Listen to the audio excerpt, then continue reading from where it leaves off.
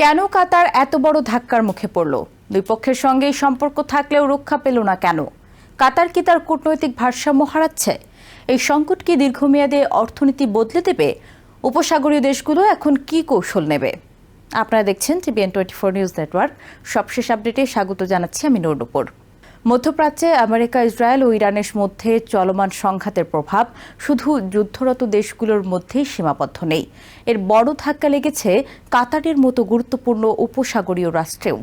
দীর্ঘদিন ধরে ওয়াশিংটন ও তেহরানের মধ্যে মধ্যস্থতাকারী হিসেবে পরিচিত কাতার এখন এক কঠিন বাস্তবতার মুখোমুখি, যেখানে তার কূটনৈতিক ভারসাম্য এবং অর্থনীতি দুটোই বড় আঘাত পেয়েছে। বিশ্লেষকরা বলছেন এই যুদ্ধ কাতারকে এক ধরনের স্ট্র্যাটেজিক শক এর মধ্যে ফেলেছে।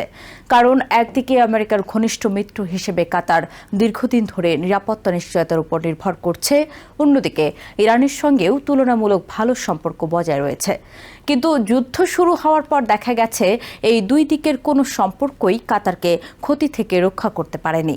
যুদ্ধ চলাকালে কাতার 700-র বেশি ইরানি মিসাইল ও ড্রোন হামলার মুখে পড়ে। এসব হামলার লক্ষ্য ছিল উপসাগরীয় দেশগুলো, যেখানে আমেরিকার সামরিক ঘাঁটি রয়েছে।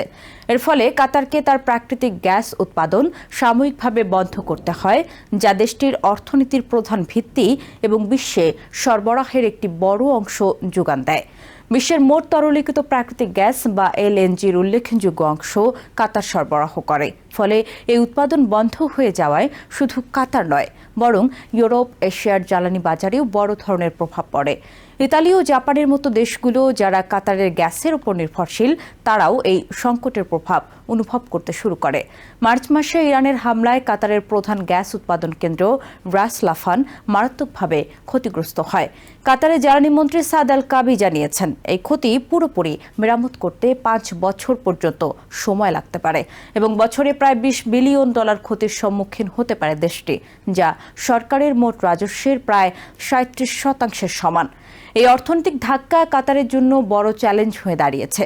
যদিও বিশ্লেষকরা বলছেন কাতারের অর্থনৈতিক সক্ষমতা যথেষ্ট শক্তিশালী, তাদের বিশাল রিজার্ভ রয়েছে, তবুও দীর্ঘমেয়াদে এই সংকট তাদের অর্থনৈতিক মডেলকে প্রশ্নের মুখে ফেলতে পারে। যুদ্ধের প্রভাব শুধু জ্বালানি খাতেই সীমাবদ্ধ নয়, কাতারের পর্যটন খাতও বড় ধাক্কা খেয়েছে। আন্তর্জাতিক ফ্লাইট কমে গেছে, কাতার এয়ারওয়েজের অনেক বিমান স্থগিত রাখতে হয়েছে এবং বহু বিদেশি বাসিন্দা দেশ ছেড়ে চলে গেছে। ফলে কাতারকে একটি নিরাপদ বিনিয়োগ ও পর্যটন কেন্দ্র হিসেবে যে ভাবমূর্তি গড়ে তুলেছিল, সেটিও কিছুটা ক্ষতিগ্রস্ত হয়েছে।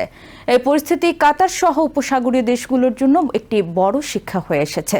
তারা বুঝতে পেরেছে আঞ্চলিক সংঘাতে নিরপেক্ষ থাকার চেষ্টা করলেও বাস্তবে তা সব সময় সম্ভব নয়। বিশেষ করে যখন বড় শক্তিগুলোর মধ্যে সরাসরি সংঘাত হয়, তখন ছোট রাষ্ট্রগুলো সবচেয়ে বেশি ঝুঁকির মধ্যে পড়ে। রাজনৈতিক দিক থেকেও এই যুদ্ধ বড় প্রশ্ন তুলে দিয়েছে।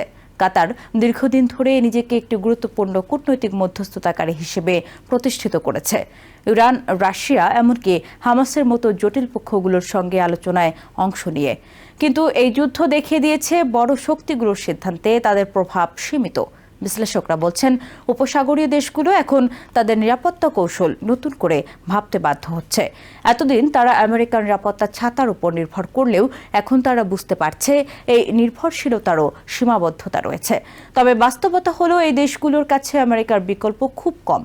তাই তারা একদিকে সম্পর্ক বজায় রাখার চেষ্টা করবে, অন্যদিকে নিজেদের প্রতিরক্ষা ও কূটনৈতিক সক্ষমতা বাড়ানোর পথ খুঁজবে।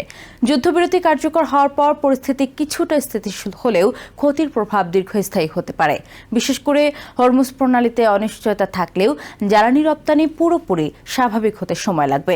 এই যুদ্ধ শুধু সামরিক সংঘাত নয়, এটি একটি বৃহত্তর ভূরাজনৈতিক পরিবর্তনের সূচনা। কাতারের মতো দেশগুলো এখন নতুন বাস্তবতায় নিজেদের অবস্থান পুনর্মূল্যায়ন করছে।